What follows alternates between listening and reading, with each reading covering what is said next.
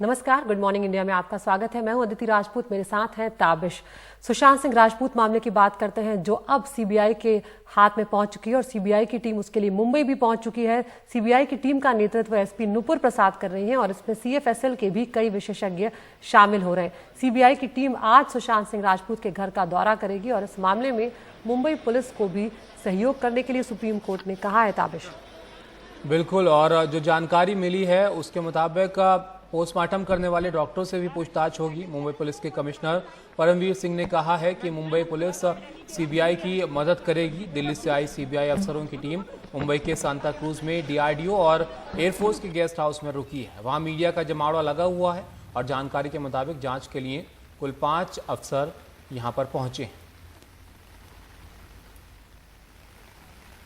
और सुनील हमारे साथ मौजूद हैं वहां से। सुनील, सीबीआई की टीम तो पहुंच गई है मुंबई, लेकिन काफी सारी उम्मीदें भी सीबीआई की इस जांच को लेकर हैं लोगों की, जिस तरीके से इस पूरे मामले के अंदर जो बातें हमें देखने को मिली हैं।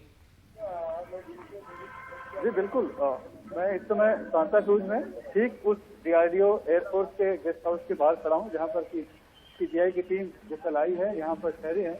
इंतजार हो रहा है कि टीम सब बाहर निकले और अपने एक्शन शुरू करे। बहुत बड़ी चुनौती है सीबीआई के लिए, खास करके तब जबकि मौका है कि जो घटना स्थल है वहां पर कोई भी सबूत उस तरह का बचा नहीं है जो कि एडिशनल यानी अतिरिक्त तौर पर सीबीआई को मिल सके। मुंबई पुलिस ने जो वहां से जमा किया है, फॉरेंसिक में भेजा है, वही फॉरेंसिक एविडेंस के तहत अब सीबीआई को आगे बढ़ना है। हाँ, वो गवाह जरूर अलग ला सकती है या उनसे बयान ले सकती है, लेकिन चूंकि इस पूरे मामले में चश्मदीद नहीं है तो उसके लिए, और सुसाइड नोट नहीं है, तो इसके लिए बहुत बड़ी मुश्किल है, चुनौती भरा काम है सीबीआई के लिए कि जिस तरह के आरोप लगाए गए हैं उनको साबित करा पाना, उनके लिए सबूत इकट्ठा करना पड़ना ताकि वो सबूत आगे चल के अदालत में टिक सके। खास करके जिस तरह का ये मामला है खुदकुशी के लिए उकसाने का, उस मामलों में बहुत मुश्किल होता है उसे साबित कर पाना अगर इस तरह के कुछ परिस्थितिजन्य सबूत न मिले हो तो, जो कि इसमें है नहीं। इसके लिए सीबीआई को बहुत ही अच्छे तरीके से फॉरेंसिक एविडेंस को फिर से जमा कैसे कर सकते हैं वो देखना होगा, गवाहों को तलाशना होगा और जो खास करके धोखाधड़ी का जो आरोप लगा है उसको भी जांचना होगा। कुछ ऐसे पुख्ता सबूत मिल पाए जो इसकी जांच को बल दे और आरोपों को आगे करते हुए आगे जांच को बढ़ा सके। बिल्कुल सुनील, यहाँ पर यह भी बहुत महत्वपूर्ण है कि मुंबई पुलिस और सीबीआई जो है उनके बीच में तालमेल अच्छा हो, क्योंकि जिस तरह से आप बता रहे हैं अब कोई सबूत वहां पर बचा नहीं है। वक्त जो है वो लंबा बीत चुका है, 2 महीने से ज्यादा का वक्त बीत चुका है सुशांत की मौत को। ऐसे में अगर मुंबई पुलिस का सहयोग नहीं मिलेगा, ये तालमेल नहीं होगा, तो सीबीआई के लिए जो चुनौती पहले ही छोटी नहीं है वो और बड़ी हो जाएगी। जी बिल्कुल, देखिए ये तस्वीर आपको दिखाई पड़ रही होगी, 2 गाड़ियां इस समय इस गेस्ट हाउस में गई है, इसमें ऑफिसर बैठे हैं। हो सकता है कि मुंबई में सीबीआई जो हेडक्वार्टर है वहाँ के अफसर यहाँ पर अंदर हों, ये जा रहे हैं अंदर। जाने के बाद तो मुलाकात होगी, अंदर मंत्रणा होगी, तय किया जाएगा कि आज किस तरह से कैसे आगे बढ़ना है, पहले किससे मिलना है। जो उम्मीद है कि हो सकता है कि सबसे पहले बांद्रा पुलिस जाए ताकि जो भी मौजूदा दस्तावेज है, वहाँ का पंचनामा है, रिपोर्ट है, सभी सब ले सकें। और जहाँ तक आपने तालमेल की बात की सवाल किया, तो तालमेल अब खराब नहीं है क्योंकि सुप्रीम कोर्ट का आदेश हो चुका है। तो जो पुरानी बातें थी वो बीत चुकी हैं। कल मुंबई कमिश्नर ने भी साफ कर दिया कि हम सहयोग करेंगे और राज्य सरकार बाध्य भी है, तो इस बार तालमेल में कमी नहीं आएगी। हाँ, लेकिन चुनौती जरूर सीबीआई के पास बनी रहेगी। बिल्कुल, शुक्रिया सुनील आपका सब जानकारी के लिए। तो सीबीआई की जो टीम है वो मुंबई पहुंच गई है सुशांत सिंह राजपूत मामले की जांच के लिए। और अब आपको एक उत्तर प्रदेश की खबर दिखाते हैं। मास्क न लगाने पर आपको बुरी तरह से पीटा जा सकता है, ये बलिया में दिखाई पड़ा है। बलिया के बेलथरा रोड तहसील में उप जिलाधिकारी पुलिस के साथ मास्क की चेकिंग कर रहे थे और जो भी बिना मास्क के नजर आया उसकी लाठियों से पिटाई कर रहे थे। बलिया की बेलथरा रोड तहसील में ही एक शख्स मुंह पर रुमाल बांधे मिला तो उसकी इतनी पिटाई कर दी कि उसका हाथ तक फट गया। मामला जिला अधिकारी तक पहुंचा तो कहा गया कि मामले की जांच कराएंगे। कमाल खान हमारे साथ जुड़ गए हैं। कमाल, यहाँ पर एक तो ये पूरा मामला किस तरह से हुआ, आखिर क्यों उन पर लाठियां बरसाई गई, इसके लिए हम रुक करेंगे, हमारे सहयोगी कमाल खान का उनसे जुड़ने की कोशिश करेंगे। लेकिन ये बेहद हैरान करने वाला भी है ताबिश, क्योंकि इसके लिए जुर्माना लगाया जाता है अमूमन, अगर मास्क नहीं पहने तो लाठियां बरसाना कहाँ तक उचित है। कमाल खान जुड़ गए हमारे साथ। कमाल, यहाँ पर ये पूरा मामला किस तरह से आगे बढ़ा, ये तो ये जानना चाहेंगे। दूसरा कि जब कार्रवाई की जाती है पुलिस वालों पर तो उन्हें कहीं और पोस्टिंग दे दी जाती है, उन्हें वहां से उस वक्त निलंबित कर दिया जाता है। ये कार्रवाई से कोई सीख या सबक तो लिया नहीं जाता? कमाल से संपर्क साधने की दोबारा कोशिश करेंगे, लेकिन जरूर सवाल उठाती हैं इस तरीके की कार्रवाई, क्योंकि लोगों को संदेश देना होता है एक कि आप इन चीजों का पालन कीजिए, मास्क लगाना जरूरी है। लेकिन इस तरह से अगर आप मार पिटाई करेंगे तो संदेश तो क्या ही जाएगा, डर जरूर लोगों के मन में बैठेगा। कमाल हमारे साथ फोन लाइन पर फिर से जुड़ गए हैं। कमाल, हम अगली खबर का रुख करते हैं। यहाँ पर तेलंगाना से जुड़ी हुई जो खबर आ रही है यहाँ पर, उसको हम अपने दर्शकों को बताएं यहाँ पर कि बेहद इस वक्त तेलंगाना से जो खबर आ रही है उसमें श्रीसेलम बांध के किनारे यहाँ पर ताबिश बने जो अंडरग्राउंड पावर हाउस था उसमें एक बड़ा धमाका हुआ, जिसके बाद जबरदस्त आग लग गई है और 9 कर्मचारी अब भी यहाँ पर फंसे हुए हैं। खबरों के मुताबिक आज आग जो है वो आज सुबह 4 बजे लगी है और उससे पहले एक धमाका हुआ है और अब जो तस्वीरें आ रही है निकलकर वो वाकई डरा देने वाली हैं। और इस आग को बुझाने के लिए दमकल की गाड़ियों के साथ अब फंसे हुए लोगों को निकालने के लिए एनडीआरएफ को भी बुलाया गया है और 10 कर्मचारियों को बचाया भी गया है, जिनका इलाज अस्पताल में चल रहा है। तो तस्वीरें आप देख रहे हैं तेलंगाना के श्रीसेलम बांध के किनारे बने अंडरग्राउंड पावर हाउस की, जहां पर यह हादसा हुआ है, जिसमें 9 कर्मचारी अभी भी फंसे हुए हैं। ये खबरें आ रही हैं। जी, उमा सुधीर हमारे साथ जुड़ गई हैं। उमा, इस वक्त कैसी स्थिति है, क्योंकि एनडीआरएफ को भी मदद के लिए बुलाया गया और जो तस्वीरें हैं वो वाकई डरा देने वाली हैं। बिल्कुल, ये अंडरग्राउंड टनल है जिसमें ये पावर प्लांट है, श्रीसेलम का जो लेफ्ट पावर हाउस है। ये 10:30 बजे रात को ये फायर शुरू हुई थी। तब उन्होंने कोशिश की थी कि सारे जो यूनिट्स है उनको ट्रिप किया जाए, लेकिन ट्रिप नहीं हो रहे थे। तो उसके बाद उनका जो इनपुट है उसको आइसोलेट कर दिया गया, जिसकी वजह से बाद में सब कुछ ट्रिप हो गया।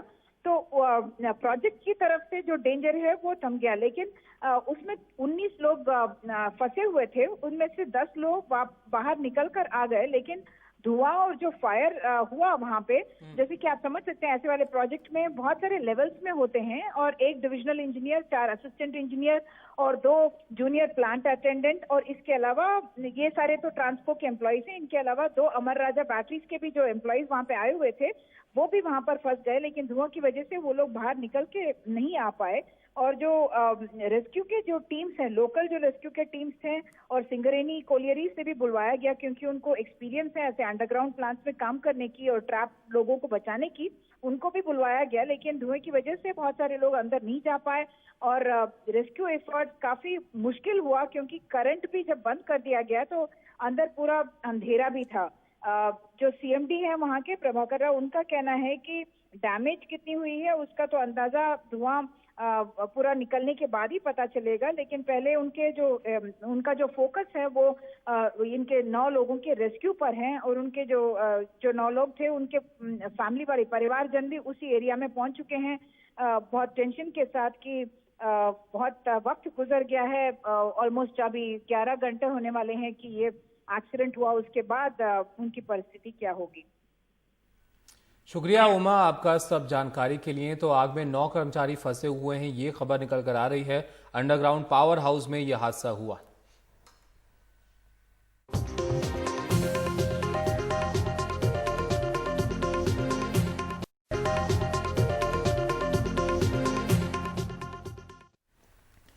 और अब बारिश की थोड़ी बात करते हैं। दूसरे दिन भी सुबह कुछ घंटों की हुई तेज बारिश से मिलेनियम सिटी कहा जाने वाला गुरुग्राम तालाब में तब्दील हो गया। सड़कें और अंडरपास पानी में डूबे हुए यहां पर नजर आए। बिल्कुल, कई इमारतें बारिश की वजह से ढहने की कगार पर पहुंच गई हैं और ये सब इस बात का नतीजा होता है ताबिश, जब आप पर्यावरण के साथ खिलवाड़ करते हैं विकास के नाम पर और आप सीमेंट के जंगल बनाते जा रहे हैं। और गुरुग्राम उसका बहुत बड़ा उदाहरण है। यहाँ पर नगर निगम का दफ्तर जो था वो तक पानी में डूब गया था। देखिए हमारे सहयोगी सौरभ शुक्ला की रिपोर्ट। ये पानी में डूबी इमारत गुरुग्राम नगर निगम का दफ्तर है, जिसकी जिम्मेदारी पूरे गुरुग्राम में पानी के निकास के रखरखाव की भी है। जब यही दफ्तर डूबा हुआ है तो शहर के हालात कितने बदतर होंगे। आपने कहावत सुनी होगी, दिया तले अंधेरा। ये उसी की तस्वीर है। ये गुड़गांव नगर निगम का दफ्तर है, जिसकी जिम्मेदारी पूरे शहर को जल भराव से बचाने की है। लेकिन गुड़गांव नगर निगम का दफ्तर ही 2 दिन की बारिश के बाद डूब चुका है। ये तस्वीर बेहद पॉश कहे जाने वाले गुरुग्राम के सेक्टर 46 की है, जहां एक अधबनी 5 मंजिला गिरने के कगार पर है। प्रशासन इसे जेसीबी से सहारा देकर रोकने की कोशिश कर रहा है। एहतियात के तौर पर आसपास के घरों को खाली करा लिया गया है। 1 साल अराउंड से बनी रहे और अभी आसपास सब खाली करा लिया। हाँ, अभी सुबह सुबह हमको नोटिस मिला था कि खाली करके बाहर रोड पे रहने के लिए, कि कभी भी कोलैप्स हो सकता है, इधर गिरे उधर गिरे। आपका घर कहाँ पर है? ये वाला, दिस वन, ये घर वाला जस्ट सामने वाला। हाँ जी, आपने खाली कर दिया इसको? हाँ जी, अभी के लिए खाली कर दिया। एसेंशियल्स आइटम उठा के हम लोग बाहर हैं अभी। मंगलवार की तरह बुधवार को भी बारिश के बाद गुरुग्राम की सड़कें पानी में डूबी रहीं और ट्रैफिक रेंगता रहा। ऊंची कांच की चमचमाते इमारतों के नीचे भरा ये पानी दिखाता है कि प्रशासन के दावे कितने खोखले हैं। गुरुग्राम प्रशासन ने मॉनसून से पहले 46 स्थानों पर सीसीटीवी लगवाए थे, जहां जल भराव की समस्या है। गुरुग्राम विकास प्राधिकरण ने नालों के रखरखाव के लिए 3 साल में 80 करोड़ खर्च किए हैं। सीसीटीवी मॉनिटरिंग के लिए कंट्रोल रूम बनाया गया, लेकिन 2 दिन की तेज बारिश में गुरुग्राम प्रशासन के तमाम दावे बह गए। गुरुग्राम में सहयोगी आजम के साथ सौरभ शुक्ला, एनडीटीवी इंडिया।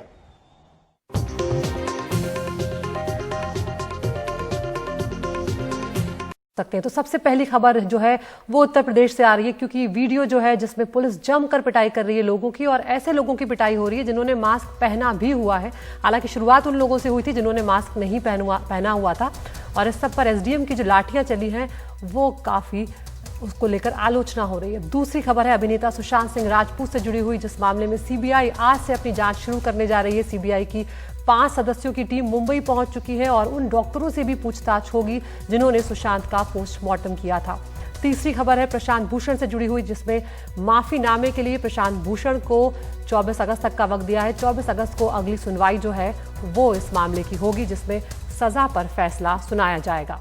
पांचवी खबर जो यहाँ पर निकल कर आ रही है, चौथी खबर वो है फेसबुक से जुड़ी हुई, जिसमें शशि थरूर वाली जो समिति है उसको समन किया गया, और साथ ही बीजेपी सांसद जो हैं वो थरूर को समिति के प्रमुख पद से हटाने की अब मांग भी करने लगे हैं।